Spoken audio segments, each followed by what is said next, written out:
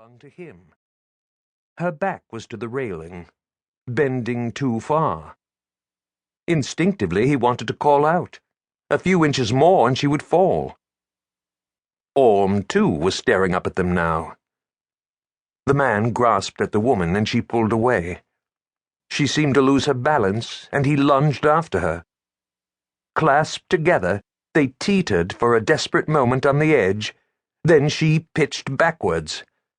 He made a wild attempt to catch her. She flung out a hand and gripped him, but it was too late. They both plunged over the side and spun crazily, like a huge broken-winged bird, until they hit the racing, filthy water and were carried on top of it, not even struggling, while it soaked into them, dragging them down. Orm shouted, and the oarsmen dug their blades in deep. They threw their backs against the weight of the river, heaving, hurtling them forward. Monk, his heart in his mouth, strained to keep the bodies in sight. They had only 100 feet to go, and yet he knew already that it was too late. The impact of hitting the water would stun them and drive the air out of their lungs. When at last they did gasp inward, it would be the icy water laden with raw sewage, choking them, drowning them. Still, senselessly, he leaned forward over the bow, shouting, "Faster! Faster! There! No, there!" They drew level, turning a little sideways. The oarsman kept the boat steady in the current and the changing balance as Orm heaved the body of the young woman over the gunwale. Awkwardly, as gently as he could, he laid her inside. Monk could see the other body, but it was too far away to reach, and if he stretched, he could tip the boat. "Port," he instructed, although the oarsmen were already moving to do it. He reached over carefully to the half-submerged body of the young man, whose coat was drifting out in the water, his boots dragging his legs downwards.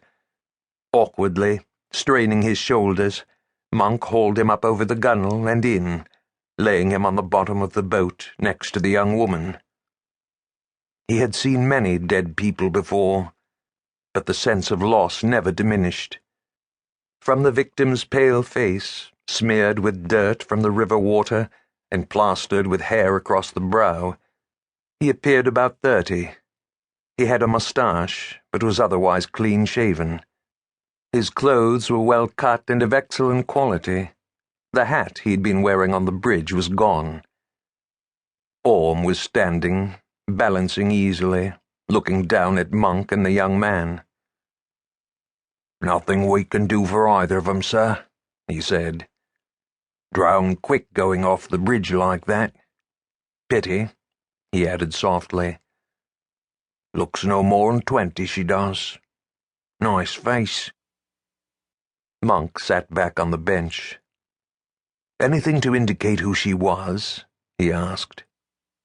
Orm shook his head. "If she had one of them little bags ladies carry, it's gone. But there's a letter in her pocket addressed to Miss Mary Havilland to Charles Street. It's postmarked already, like it's been sent and received. So could be it's her." Monk leaned forward and systematically went through the pockets of the dead man, keeping his balance with less ease than Orm as the boat began the journey downstream, back towards Wapping. There was no point in putting a man ashore to look for witnesses to the quarrel, if that was what it had been. They could not identify the traffic that had been on the bridge, and on the water they themselves had seen as much as anyone. 2 people quarrelling, or kissing and parting, who lost their balance and fell. There was nothing anyone could add. Actually, as far as Monk could remember, there had been no one passing at exactly that moment. It was the hour when the dusk is not drawn in sufficiently for the lamps to be lit, but the light wanes and the greyness of the air seems to delude the eye. Things are half seen. The imagination fills in the rest, sometimes inaccurately.